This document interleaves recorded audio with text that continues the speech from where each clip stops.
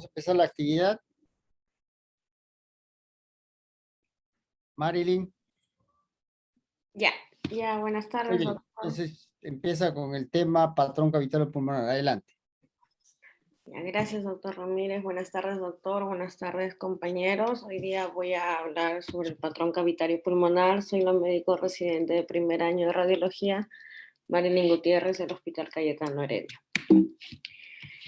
Bueno, primero tenemos en el índice sobre lo que vamos a hablar hoy, que primero vamos a ver los objetivos, la definición del patrón cavitario, su fisiopatología, aproximación diagnóstica. Vamos a ver diferentes características radiológicas que debemos notar en este patrón, las diferentes etiologías y sus características, un pequeño algoritmo diagnóstico y la bibliografía que he usado.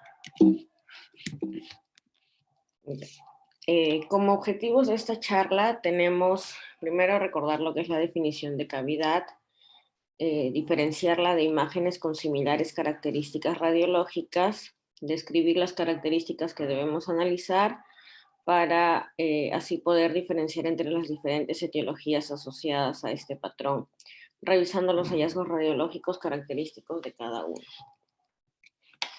Bueno, en primer lugar vamos a definir lo que es cavidad y según Fleischner, es un espacio lleno de gas, visto como una hiperlucencia o área de baja atenuación dentro de una zona de consolidación, masa o nódulo pulmonar. Y la definición patológica también es igualmente un espacio lleno de gas dentro de una zona de consolidación, masa o nódulo pulmonar, que es producida por la expulsión de una parte necrótica de la lesión a través del árbol bronquial.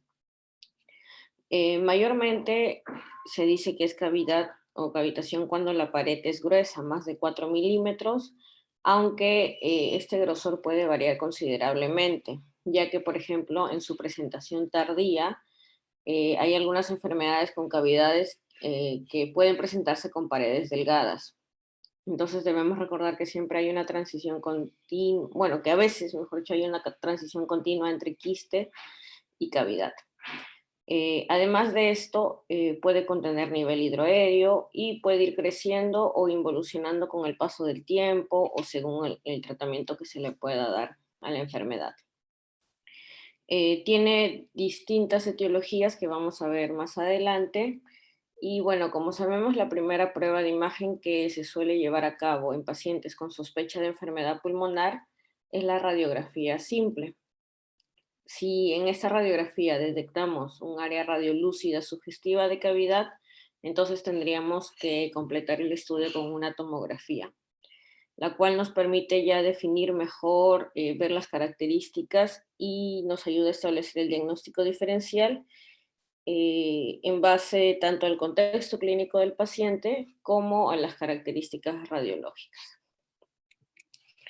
Entonces, también, como había mencionado, tenemos que aprender a diferenciar entre patrones que podrían verse, hay imágenes que tienen similares características radiológicas a la cavidad.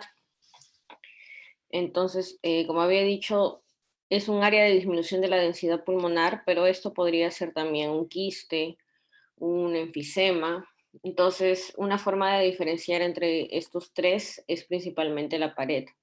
En la cavidad, como había dicho, es mayor de 4 milímetros la pared o mayor o igual a 5. El quiste es menor o igual a 4 milímetros la pared, y el enfisema no tiene una pared visible, como vemos en esta imagen. Entonces esa es una forma de diferenciar entre estos tres patologías, aunque como había dicho, el grosor en la cavidad igual puede variar considerablemente y en algunas ocasiones hay una transición continua entre quiste y cavidad.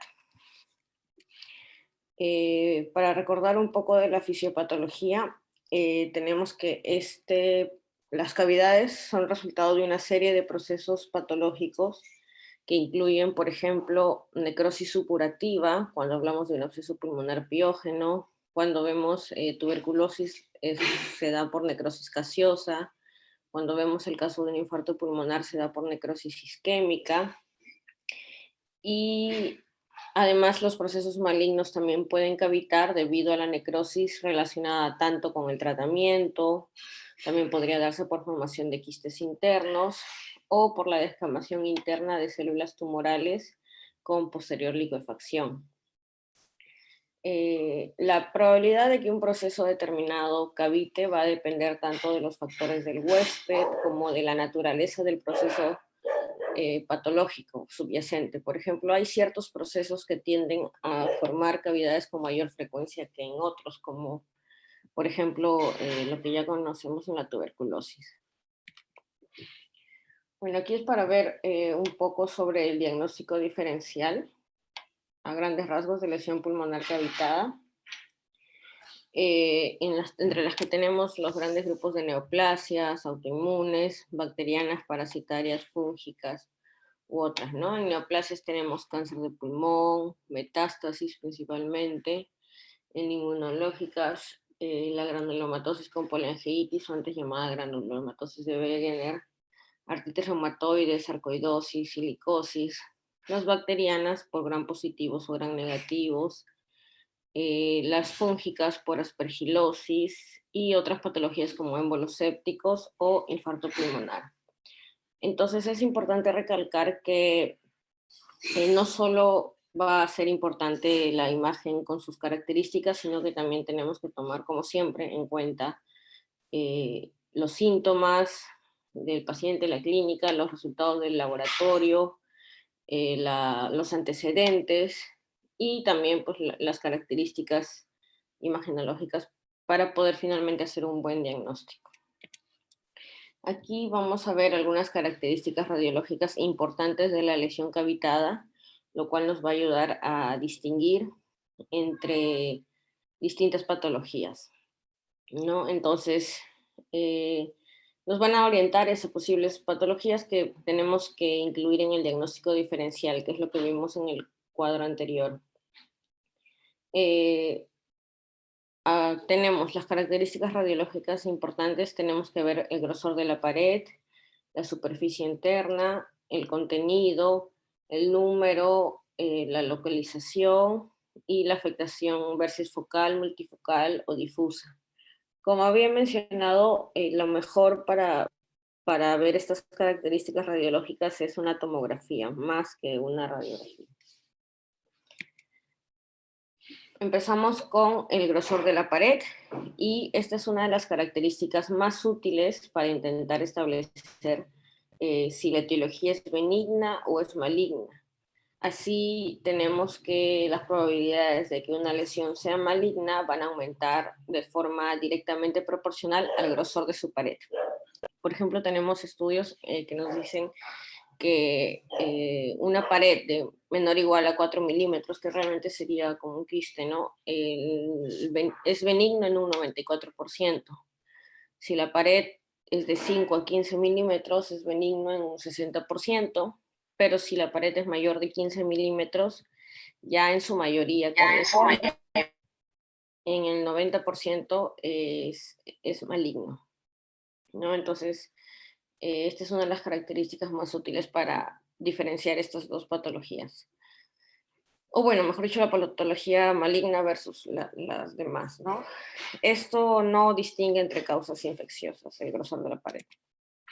Luego, por ejemplo, acá tenemos unos ejemplos en donde tenemos una pared fina, lo que finalmente fue esta patología era un émbolo séptico, y aquí tenemos uno con pared gruesa, que era cáncer de pulmón, ¿no? Una patología maligna. Ahora, otra característica importante es ver la superficie interna, ¿no? Cuando la superficie interna de la lesión es lisa, como se ve en esta primera imagen, es lisa y es regular, entonces es más probable que se trate de una lesión benigna. En este caso era un absceso.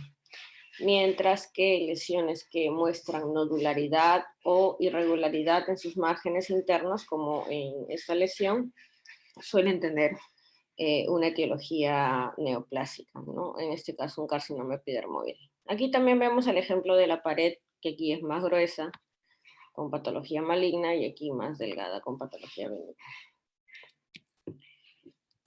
Otra característica radiológica importante es ver el contenido de la cavidad, ¿no? Este no se relaciona bien con la naturaleza benigna o maligna, sino que más bien podría indicar sobre infección de la cavidad y también puede verse en procesos infecciosos de neoplasias necróticas, ¿no? Como acá vemos un nivel hidroaéreo, tanto en la tomografía como en la radiografía. Luego tenemos que ver también el número de cavidades que hay. Cuando son solitarias suelen ser tumores primarios o abscesos, y cuando son múltiples, principalmente metástasis o émbolos sépticos o granulomatosis con poliangeitis. Luego también es importante ver el segmento y el lóbulo en el que se encuentra localizado la cavidad. Cuando normalmente son lóbulos inferiores y está de manera periférica, bueno, se suele asociar con etiología de émbolos sépticos.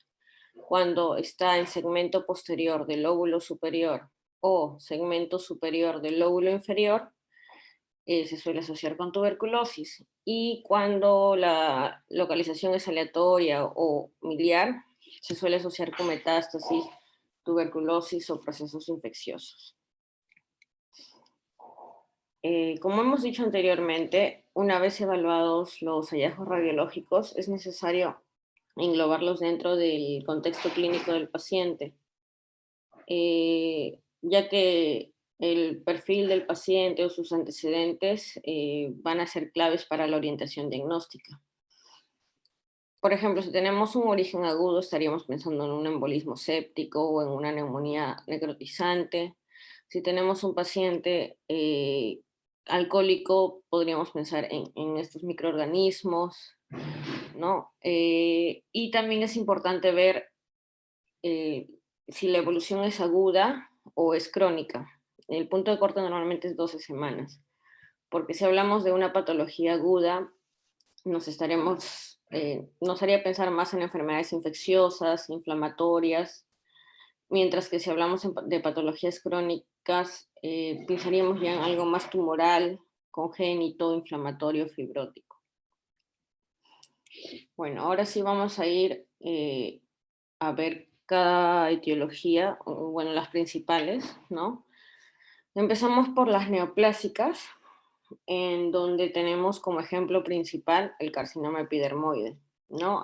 Primero hay que recordar que un grosor de pared de más de 15 milímetros va a ser maligno hasta en un 90% de los casos. Y el carcinoma epidermoide es el tumor primario de pulmón que va a cavitar con más frecuencia.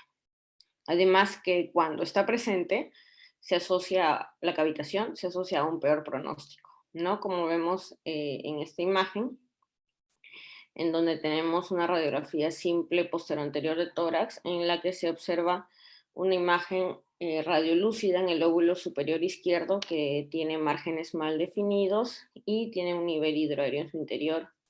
Y el mismo paciente se le ha tomado esta tomografía que está en plano coronal, que muestra la lesión cavitada con una pared gruesa, tiene también un contorno irregular, un contorno interno irregular, sugestiva todo esto de lesión de etiología maligna, ¿no? Entonces, en este paciente, la anatomía patológica se informó como un carcinoma epidermoide.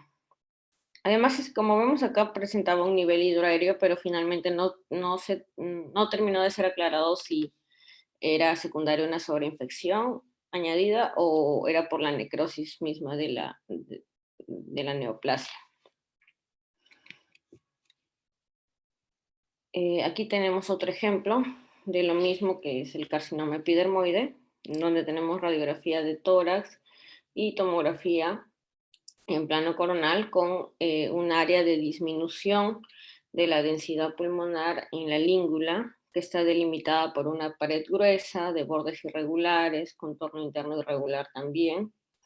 Y aquí tenemos una tomografía axial donde se ven unas adenopatías y también un derrame pleural unilateral izquierdo. Todo esto nos hace pensar en un hallazgo sugestivo de malignidad Y finalmente el diagnóstico anatomopatológico en este paciente fue también de carcinoma epidermoide. También tenemos otros tumores que pueden causar cavidades en el pulmón, como el linfoma, el sarcoma de Kaposi, y principalmente tenemos que recordar también que la cavitación va a ser infrecuente en tumores de células pequeñas. De hecho, si desde un principio vemos cavidades, tenemos que alejar bastante, el diagnóstico va a ser muy improbable de encontrarnos ante un tumor de células pequeñas. Otra etiología son las metástasis pulmonares que también pueden cavitar, aunque con menos frecuencia que los tumores primarios.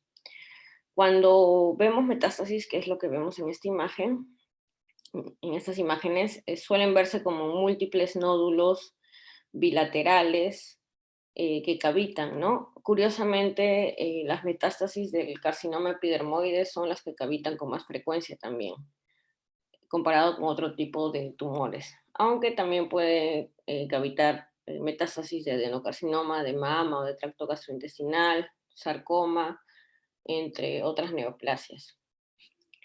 La cavitación de una lesión metastásica conocida previamente se ha descrito como un signo de respuesta al tratamiento.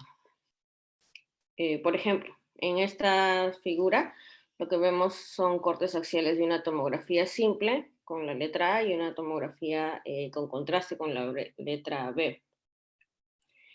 De este paciente que tenía metástasis pulmonares de un carcinoma epidermoide. Entonces aquí lo que se ve son varios nódulos sólidos en el pulmón derecho antes del tratamiento, como están mostrando las flechas blancas acá, varios nódulos, y después del tratamiento vemos cómo estos nódulos mismos están cavitando. Entonces, este es un ejemplo de cómo se ve que la cavitación podría ser un signo de respuesta al tratamiento, ¿no? En este caso, la quimioterapia. Luego tenemos etiología autoinmune, en donde tenemos como principal etiología la granulomatosis con poliangeitis, ¿no? Hay muchas enfermedades autoinmunes que, como sabemos, pueden afectar el pulmón, pero la cavitación es relativamente poco común en la mayoría de estas enfermedades, excepto en la granulomatosis con poliangeitis, ¿no? Que, como recordamos, es una vasculitis que afecta al tracto respiratorio superior e inferior y que suele manifestarse con nódulos e infiltrados pulmonares que cavitan. Los pacientes pueden presentarse con rhinosinusitis, epístaxis, fiebre, malestar general, hemoptisis, y las características radiológicas que vemos son nódulos múltiples, bilaterales, que cavitan y con mayor frecuencia si son más de 2 centímetros. La cavitación se da entre un 35 al 50% de todos los nódulos. También tenemos signos de inflamación crónica de la vía aérea, se suelen asociar bronquiectasias y engrosamiento de la pared de los bronquios. Por ejemplo, todas estas imágenes son de un paciente de 45 años que acude con tos, expectoración verdoso-rumbrosa, disnea, artralgias y mialgias, en donde se ve que en la radiografía de tórax postero anterior y en la tomografía axial, una masa o consolidación pulmonar subpleural en el lóbulo superior derecho, y en la tomografía facial en plano coronal se va a ver una afectación de los senos paranasales. Y en esta reconstrucción se ve la típica malformación nasal en silla de montar. Esta imagen es del mismo paciente, pero es un control tras el tratamiento, en donde se observa la cavitación de la masa que habíamos visto anteriormente, ¿no? Entonces también tendríamos aquí una cavitación post-tratamiento. Luego, entre otras etiologías también autoinmunes, tenemos la sarcoidosis, y la silicosis.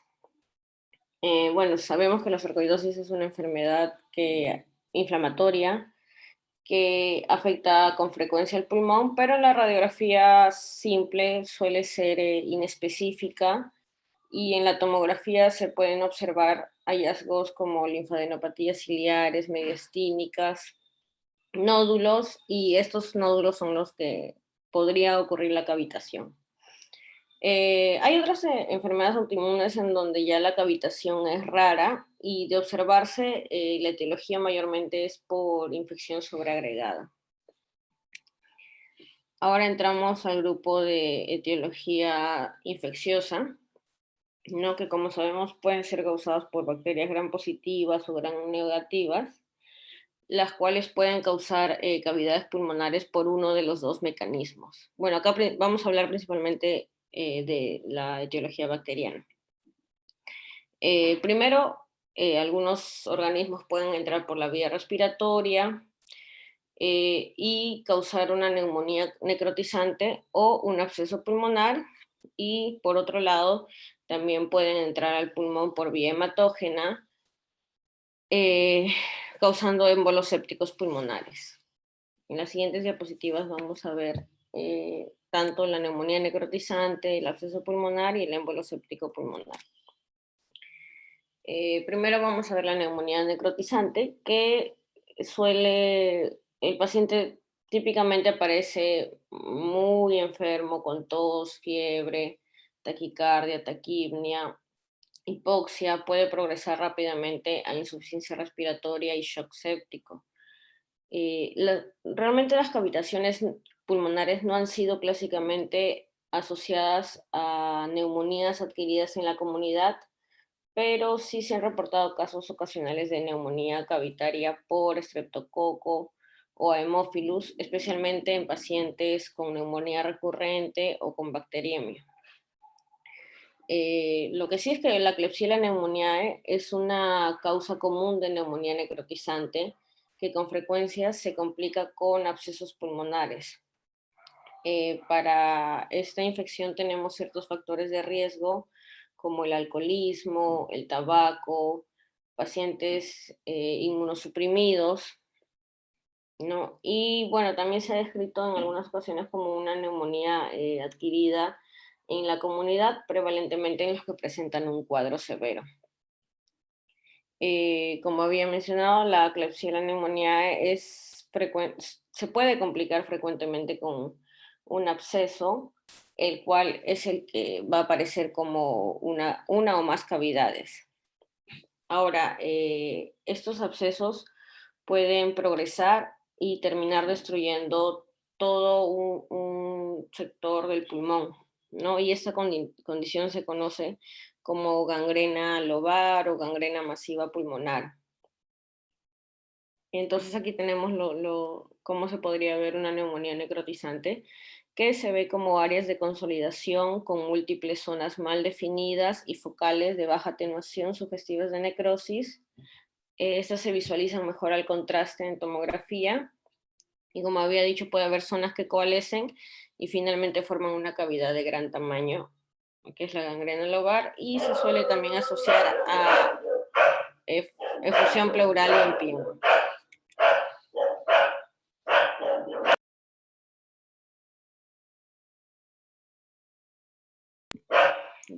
Acá tenemos un ejemplo de neumonía necrotizante, en donde tenemos una tomografía axial del pulmón derecho, en donde vamos a ver un área grande de consolidación con alrededor, vemos también el patrón en ground glass, bueno, la opacidad, mejor dicho, en vidrio es ilustrado, y también vemos engrosamiento septal, ¿no? Aquí tenemos áreas de hiperlucencia dentro de la consolidación, y estas son las que son consideradas como cavitaciones.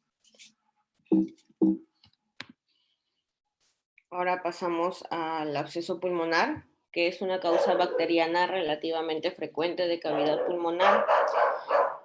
Estos pacientes suelen tener factores de riesgo predisponentes como por ejemplo el alcoholismo, diabetes mellitus, historias de aspiración, enfermedad pulmonar subyacente. Y estos abscesos suelen ser de etiología polimicrobiana, normalmente con gérmenes anaerobios y componentes de la flora oral, ¿no? Y lo que se ve son cavidad de paredes de intermedias a gruesas, bordes externos irregulares, puede o no tener nivel hidroaéreo, suele ser unilateral, solitario y se puede asociar a empiema o efusión pleural. En este ejemplo lo que vemos, tenemos una radiografía de tórax en un paciente que tenía fiebre, tos y expectoración, en donde se ve una imagen radiolúcida redondeada en el lóbulo superior izquierdo con una pared gruesa. Y la tomografía en el plano coronal lo que revela es que es una cavidad con pared gruesa, contorno interior liso, que contacta con la pleura, todo esto sugestivo de absceso. Y estos dos son imágenes control tras el tratamiento antibiótico, en donde prácticamente se muestra la resolución casi completa de la cavidad con una pequeña lesión de aspecto residual cicatricial.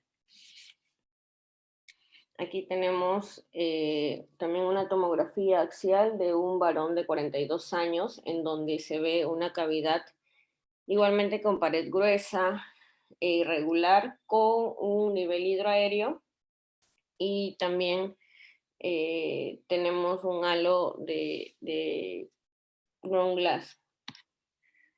Finalmente, la biopsia de este paciente confirmó que esto se trataba de un absceso, aunque no se llegó a saber el germen final.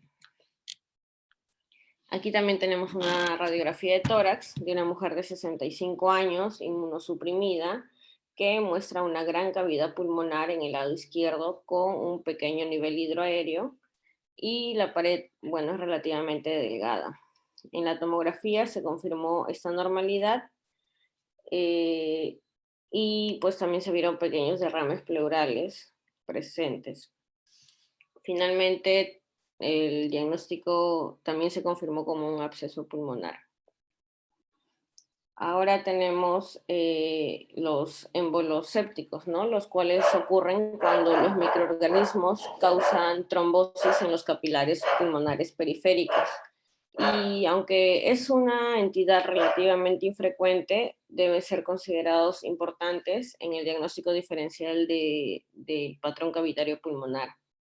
Tenemos factores predisponentes para esta etiología, los cuales son usuarios de drogas por vía parenteral, material protésico infectado, endocarditis, enfermedad periodontal reciente. Los pacientes suelen presentarse sépticos, con tos, disnea, hemoptisis, taquicardia, y típicamente en las imágenes lo que vamos a ver es nódulos pulmonares múltiples, bilaterales, que se van a localizar con más frecuencia en la periferia de los lóbulos inferiores, en los que se va a detectar cavitación en la radiografía en un 23 al 40% y en la tomografía de hasta un 85%.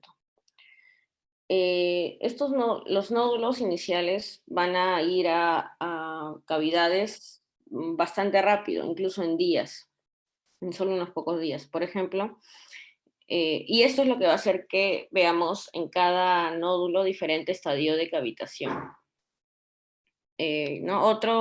Otras características que podemos ver es el signo del vaso nutricio, que lo vamos a ver más adelante con un ejemplo, y se puede asociar a efusión pleural. Aquí tenemos una imagen de una mujer de 40 años que tenía fiebre, escalofríos y antecedentes de endocarditis. En la radiografía póstero anterior de tórax, lo que se ve son opacidades en el campo pulmonar medio e inferior izquierdo, y en la tomografía en plano coronal sagital, lo que se va a mostrar son múltiples consolidaciones periféricas, e imágenes nodulares cavitadas y bilaterales con paredes lisas y de grosor intermedio. todos estos sugestivos de émbolos sépticos como diagnóstico más probable. Aquí tenemos una tomografía axial que fue de un varón de 55 años que tenía un absceso en piel por Staphylococcus meticilino resistente que lo llevó a una bacteremia y a émbolos sépticos. Como vemos acá hay múltiples nódulos periféricos, ¿no? Por acá, que están en diferentes estadios de cavitación y esto también es típico de esta patología. Aquí lo que vemos es el signo del vaso nutricio que había mencionado, en el que se aprecia un vaso que se dirige al centro del nódulo pulmonar. Este signo se puede ver en un 70% de los casos y no es específico, pero sí sugiere el diagnóstico de émbolos sépticos. Luego pasamos ya bueno, seguimos con etiología infecciosa, pero ya en la parte de micobacterias, que como recordamos la tuberculosis es la enfermedad que se asocia clásicamente con patrón cavitario pulmonar, ¿no? La infección se caracteriza por mostrar una presentación subaguda de semanas o de meses, de tos productiva, fiebre, baja de peso, sudoración nocturna, hemoptisis. Y las cavidades normalmente se dan en la tuberculosis postprimaria. La presencia de cavidades en tuberculosis se va a relacionar con una prolongación del tiempo en el que vamos a ver los cultivos negativos, también a un mayor riesgo de recaída tras el tratamiento y también a mayor infectividad, ya que las cavidades contienen un gran número de organismos que luego pueden ser eficientemente aerosolizados y transmitidos a otros huéspedes susceptibles. Lo que se ve típicamente en la radiografía son múltiples cavidades con paredes gruesas, márgenes internos irregulares y normalmente en el lóbulo superior en segmentos apical y posterior y en el lóbulo inferior en segmento superior. Y también podrían verse rodeada por nódulos. En las imágenes lo que vemos era un varón de 24 años que consulta por tos crónica y aquí vemos lesiones cavitadas en el lóbulo superior izquierdo. Y en la tomografía, en plano coronal y axial, se van a observar múltiples lesiones cavitadas, también en el segmento ápico posterior del lóbulo superior izquierdo, de paredes gruesas, ¿no? El diagnóstico final en este paciente fue tuberculosis. Aquí también tenemos un ejemplo de enfermedad pulmonar, cavitaria pulmonar, debido a Mycobacterium tuberculosis, en donde tenemos una tomografía de tórax una tomografía y una radiografía de tórax, en donde vemos que la predominancia típica que hay, ¿no? Por los lóbulos superiores. Y aquí tenemos un ejemplo de tuberculosis miliar. Ella era una paciente de 65 años con disnea, que inicialmente fue tratada como una neumonía, que obviamente no mejoró con el tratamiento, por lo que se le realizó una tomografía, más que nada por sospecha de embolismo pulmonar, pero finalmente lo que se vio fueron múltiples nódulos cavitarios pequeños, ¿no? En los lóbulos superiores, inferiores de ambos, bueno, de ambos pulmones, y la microbiología finalmente arrojó positivo para tuberculosis.